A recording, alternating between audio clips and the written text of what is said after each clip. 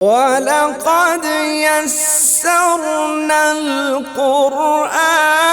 لِلذِّكْرِ فَهَلْ مِن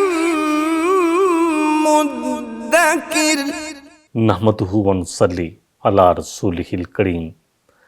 اما بعد اعوذ باللہ من الشیطان الرجیم بسم اللہ الرحمن الرحیم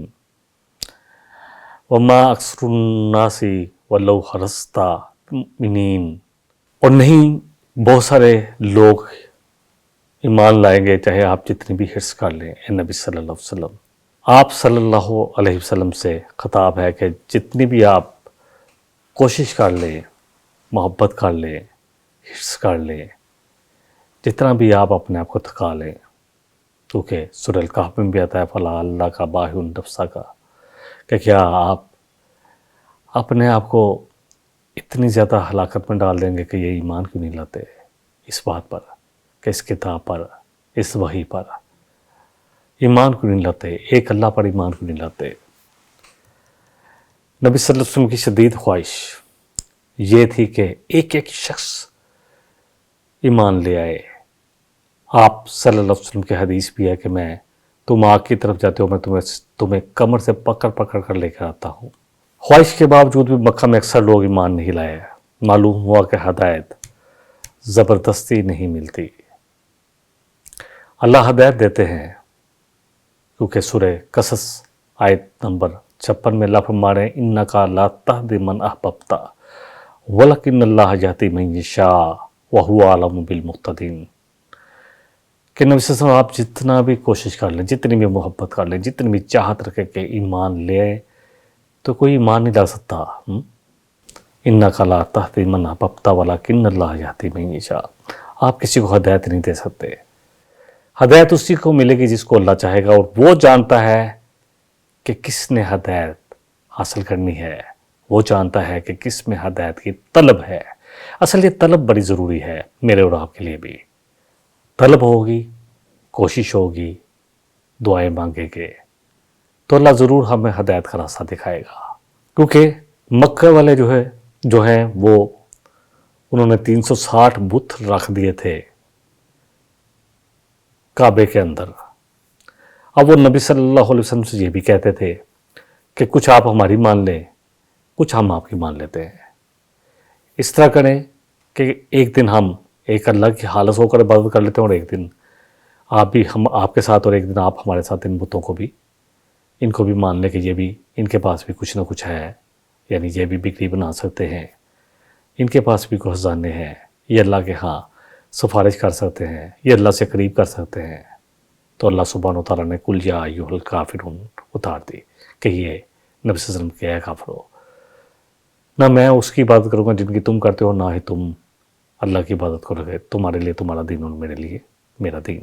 میرا طریقہ۔ اللہ سبحانہ وتعالیٰ جیسے فرما رہے ہیں سورہ الانعام کی آیت نمبر 116 میں وَإِن تُطِعْ أَكْثَرَ مَن فِي الْأَرْضِ يُضِلُّوكَ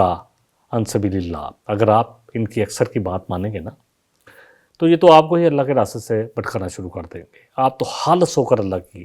توحید کی بات کریں اور خالص ہو کر اس قرآن کی دعوت دیں، کسی بھی چیز کو مکس نہ کیا جائے اس میں، قرآن میں۔ يَتَّبِعُونَ إِلَّا الظَّنَّ،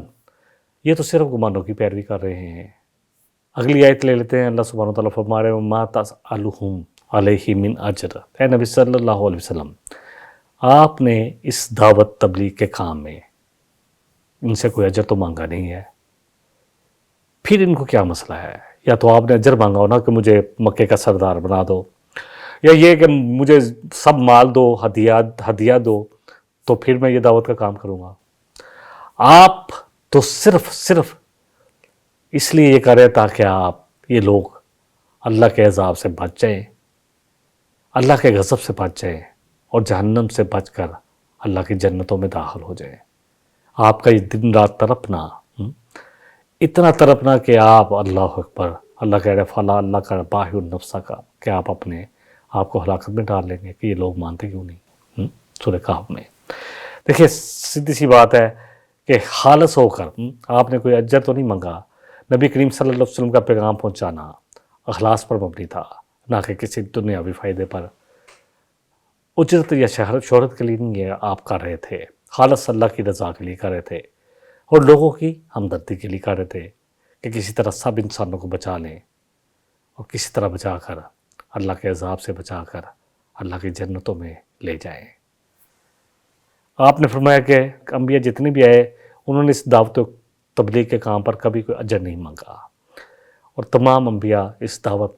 اور تبلیغ کے کام میں مشترک ہیں، کسی نے کبھی کوئی اجر نہیں مانگا۔ ہم نے بہت ساری جگہ پڑھا، نوح علیہ السلام نے بھی یہی فرمایا اور بہت سارے انبیاء نے یہی فرمایا۔ نبی صلی اللہ علیہ وسلم نے فرمایا کہ جس نے علم اس لیے سیکھا کہ اس کے ذریعے دنیا کمائے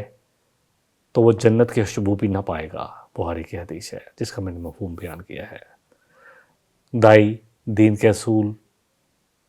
یا دایانے جتنے بھی دائی ہیں ان کے لیے دین کا یہ اصول ہے کہ دعوت میں بے غرضی ہونی چاہیے، کوئی غرض نہیں ہونی چاہیے، سچائی ہونی چاہیے، خیر خواہی ہونی چاہیے، اور دین کی بات کہنے والا نفع و نقصان سے بالا تر ہو، کسی قسم کا کوئی اجر نہ مانگے، نہ مال، نہ شہرت، نہ عہدہ، دینی بھی اور دنیاوی بھی، کیونکہ دین میں بھی لوگ چاہتے ہیں کہ ہماری ڈنڈوت ہو، ہمیں عہدہ دیا جائے، ہمیں علامہ مان لیا جائے، ہمیں یونین کا جو بھی جماعت ہے اس کا صدر مان لیا جائے یا عہدہ مل جائے۔ یہ سب اسی میں آ جاتا ہے۔ خالص ہو کر رسولوں نے خالص ہو کر کام کیا، نہ شہرت، نہ دینی، نہ دنیاوی عہدے کے لیے۔ سننے والا یہ محسوس کرے کہ یہ سب کچھ اس کے بھلے کے لیے ہے، تب اور پھر دعوت قرآن اور حدیث سے دی جائے گی، اپنی من چاہی کی کہانی قصوں سے نہیں۔ اللہ سبحانہ وتعالیٰ فرما رہے ہیں سورہ ابراہیم میں کہ ھذا بلاغ للناس، یہ ہے سب سے بڑا پہنچانے والا ذریعہ، یہ قرآن، یہ ہے تبلیغ کا سب سے بڑا ٹول۔ اسی کے ذریعے لوگوں کو خبردار کرو، اسی کے ذریعے۔ اپنی طرف سے کچھ چیزیں خود ہی اپنی طرف سے بیان کرنا یا ایسے قصے بیان کرنا جن کی اتھینٹسٹی کا پتہ کوئی نہیں ہے، تو دعوت کا سب سے بہترین طریقہ وہی ہے جو نبی صلی اللہ علیہ وسلم کا تھا۔ آپ قرآن بیان کرتے تھے اور پھر آپ پر دو قسم کی وحی اترتی تھی، ایک وحی حافی جو آپ کے دل پر اللہ القا کر دیتے اور آپ اپنی زبان میں ادا کرتے، اور ایک یہ وحی جلی قرآن کی صورت میں جس کا ایک ایک لفظ اللہ کی جانب سے تھا۔ سورۃ النجم میں آتا ہے وَمَا يَنطِقُ عَنِ الْهَوَىٰ، آپ اپنی خواہش سے تو کچھ بھی نہیں بولتے مگر وہی بولتے ہیں جو آپ پر وحی کیا جاتا ہے، تو دونوں وحی آپ کی طرف آتی تھی۔ اللہ آگے فرما رہے ہیں اِنْ هُوَ إِلَّا ذِكْرٌ لِلْعَالَمِينَ، اب یہ تو جہان والوں کے لیے ذکر ہے، یہ قرآن کسی ایک قوم، ایک زمانے کے لیے نصیحت نہیں ہے، بلکہ تمام انسانوں کے لیے ہدایت اور یاد دہانی ہے، ذکر ہے۔